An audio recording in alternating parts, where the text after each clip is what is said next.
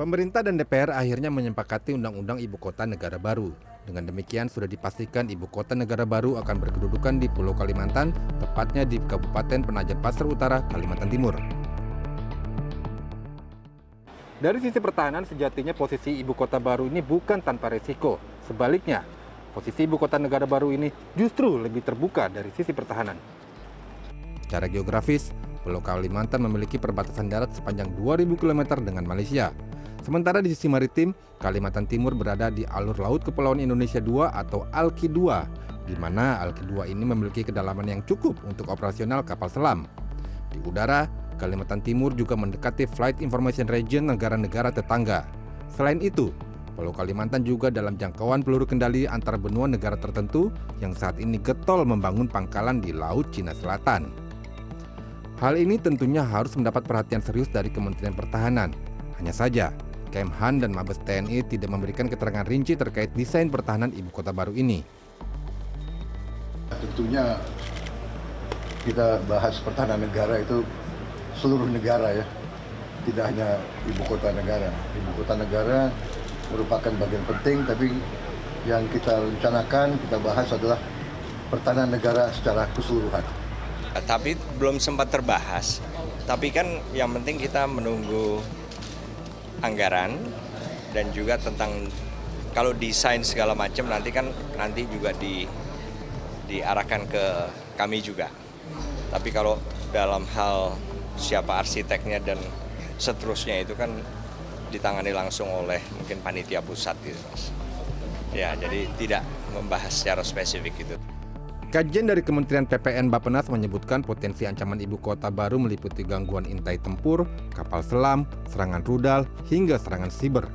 Selain itu, ada pula kejahatan tinggi yang mungkin dilakukan oleh aktor non-negara. Menurut dokumen Bappenas, selain pembangunan markas besar TNI, harus juga dibangun sistem pertahanan yang mampu melindungi ibu kota dari serangan darat, laut, dan udara. Karena itu, nantinya akan dibangun Komando Sektor Pertahanan Udara Ibu Kota Baru. Alutsistanya berupa radar dengan jangkauan minimal 400 km dan peluru kendali anti serangan udara. Sementara kajian Mabes TNI menyebutkan sebaiknya dilakukan pembangunan pangkalan udara baru tipe A yang mampu menampung skuadron tempur, skuadron angkut, serta skuadron angkut VIP. Di sisi maritim, Bappenas merencanakan pembangunan maritim virtual gate di Selat Makassar. Maritim virtual gate ini terdiri dari sonar aktif, sensor aktif dan pasif, radar, optik, dan inframerah, dan lain sebagainya. Sehingga diharapkan benda apapun yang melintas di Selat Makassar baik di permukaan maupun bawah permukaan laut dapat terdeteksi. Sementara kajian Mabes TNI menyebutkan diperlukan tambahan kekuatan setingkat armada, satuan divisi marinir, serta pangkalan utama Angkatan Laut. Di darat, TNI Angkatan Darat berencana membangun Kodam Pengamanan Ibu Kota. Isinya tentu lengkap dengan satuan-satuan infanteri, kavaleri, artileri, hingga zeni. Pembangunan semua sarana prasarana alutsista hingga personel dilakukan secara bertahap hingga tahun 2029. Untuk pembangunan berbagai sarana prasarana serta fasilitas personel, total anggaran yang dibutuhkan direncanakan mencapai 121 triliun rupiah. Sementara lahan yang dibutuhkan untuk membangun Mabes TNI dan 3 angkatan serta fasilitas pertahanan mencapai 6.575 hektar untuk menampung lebih dari 58.000 personel TNI. Bahkan TNI AD sudah siap memindahkan personelnya dan memulai pembangunan pertahanan Ibu Kota Baru. Tahap awal memang nanti akan duluan TNI Angkatan Darat, tetapi kelompoknya atau satuannya masih satuan kecil. Nanti dibentuk satu kodim, kemudian satu satuan zeni, kemudian satuan operasional, tadi tidak banyak. Ini belum ada perintah. Kami menyesuaikan perintah dari pimpinan, tentunya dari Panglima TNI.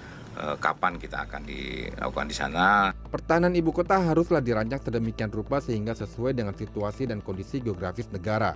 Indonesia misalnya tidak menganut sistem pertahanan ibu kota model fortifikasi atau benteng. Ini disebabkan luasnya wilayah Indonesia sehingga jika terjadi keadaan darurat, ibu kota dan pusat pemerintahan bisa dipindahkan. Hal ini pernah terjadi pada masa Perang Kemerdekaan di mana pusat pemerintahan berpindah sebanyak 2 kali. Karena itu, model yang diterapkan sebaiknya adalah pertahanan mobilitas. Ya bisa aja ada pasukan di sana dengan satu tujuan itu menahan pasukan lawan selama mungkin, kemudian kita bisa melakukan mobilitas strategis itu, melakukan evakuasi VVIP itu. Jadi ya skuadron tempur udara menjadi wajib, ya, skuadron tempur udaranya atau kapal perang ya untuk menahan armada lawan, dan pasukan mekanik angkatan darat ya untuk menahan laju pasukan darat lawan yang akan menguasai ibu kota, lalu kemudian mobilitas strategisnya diutamakan ya untuk memastikan bahwa pemerintahan tetap berjalan, kendali operasional dari presiden, dari panglima ke pasukan tetap ada. Dengan kemajuan teknologi dimanapun ibu kota ditempatkan tetap memiliki resiko serangan militer. Meski demikian, ibu kota sebagai simbol negara tetap memiliki nilai strategis tinggi.